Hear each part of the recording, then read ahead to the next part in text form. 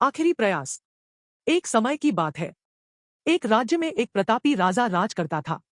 एक दिन उसके दरबार में एक विदेशी आगंतुक आया और उसने राजा को एक सुंदर पत्थर उपहार में दिया। राजा वह पत्थर देख बहुत प्रसन्न हुआ। उसने उस पत्थर से भगवान विष्णु की प्रतिमा का निर्माण कर उसे राज्य के मंदिर में स्थापित करने का निर्णय लिया और प्रतिमा निर्माण का कार्य राज्य के महामंत्री को सौंप दिया। महामंत्री गांव के सर्वश्रेष्ठ मूर्तिकार के पास गया और उसे वह पत्थर देते हुए बोला, महाराज मंदिर में भगवान विष्णु की प्रतिमा स्थापित करना चाहते हैं। 7 दिवस के भीतर इस पत्थर से भगवान विष्णु की प्रतिमा तैयार कर राजमहल पहुंचा देना। इसके लिए तुम्हें 50 स्वर्ण मुद्राएं दी जाएंगी।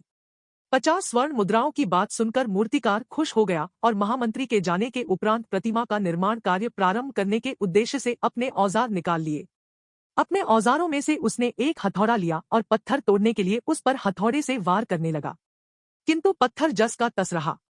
मूर्तिकार ने हथौड़े के कई वार पत्थर पर किए, किंतु पत्थर नहीं टूटा। 50 बार प्रयास करने के उपरांत मूर्तिकार ने अंतिम बार प्रयास करने के उद्देश्य से हथौड़ा उठाया, किंतु यह सोचकर हथौड़े पर प्रहार करने के पूर्व ही उसने हाथ खींच लिया कि जब 50 बार वार करने से पत्थर नहीं टूटा तो अब क्या टूटेगा। वह पत्थर लेकर वापस महामंत्री के पास गया और उसे यह कह वापस कर आया कि इस पत्थर को तोड़ना नामुमकिन है, इसलिए इससे भगवान विष्णु की प्रतिमा नहीं बन सकती। महामंत्री को राजा का आदेश हर स्थिति में पूर्ण करना था, इसलिए उसने भगवान विष्णु की प्रतिमा निर्मित करने का कार्य गांव के एक साधारण से मूर्तिकार को सौंप दिया। पत्थर लेकर मूर्तिकार ने महामंत्री के सामने ही उस पर हथौड़े से प्रहार किया और वह पत्थर एक बार में ही टूट गया। पत्थर टूटने के बाद मूर्तिकार प्रतिमा बनाने में जुट गया। इधर महामंत्री सोचने लगा कि काश पहले मूर्तिकार ने एक अंतिम प्रयास और किया होता तो सफल हो गया होता और 50 स्वर्ण मुद्राओं का हकदार